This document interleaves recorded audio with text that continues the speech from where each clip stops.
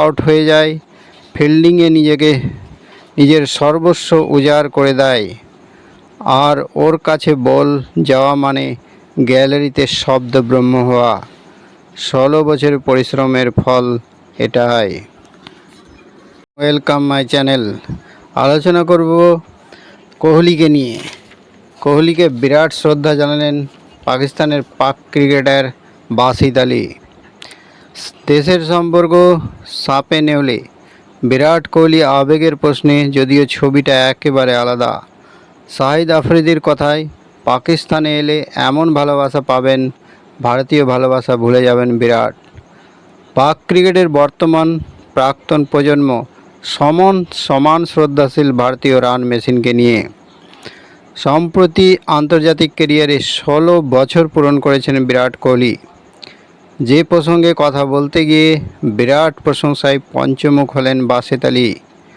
বাসিতের কথায়, প্রতিটি উঠতি ক্রিকেটারের উচিত বিরাটকে দেখে শেখা, কিভাবে নিজেকে প্রস্তুত করতে হয় আর ঘাম ঝরাতে হয়। লম্বা ক্যারিয়ারের সাফল্য ব্যর্থতাকে কিভাবে সামলাতে হয়।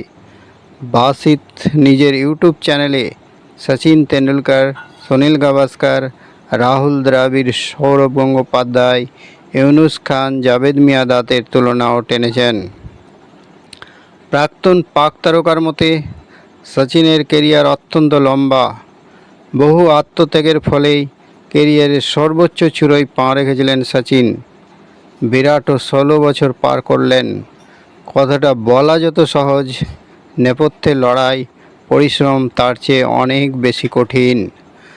বাসিতের মতে, যে পরিশ্রমের কথা জানা উচিত আজকের খুদে খেলোয়াড়দের। বছরের পর বছর কিভাবে ভোরে উঠে জিম, প্র্যাকটিসে নিজেকে নিংড়ে দিয়ে থাকেন বিরাট। মনে করিয়ে দেন বিছানায় ব্যাট রেখে সচিনের ঘুমোতে যাওয়ার কথা। বাসিতের কথায়, শুধু ব্যাটিং নিয়ে বিরাটকে মাপতে গেলে ভুল হবে। বলেন, বিরাটের দায়বদ্ধতার দিকে তাকিয়ে দেখুন।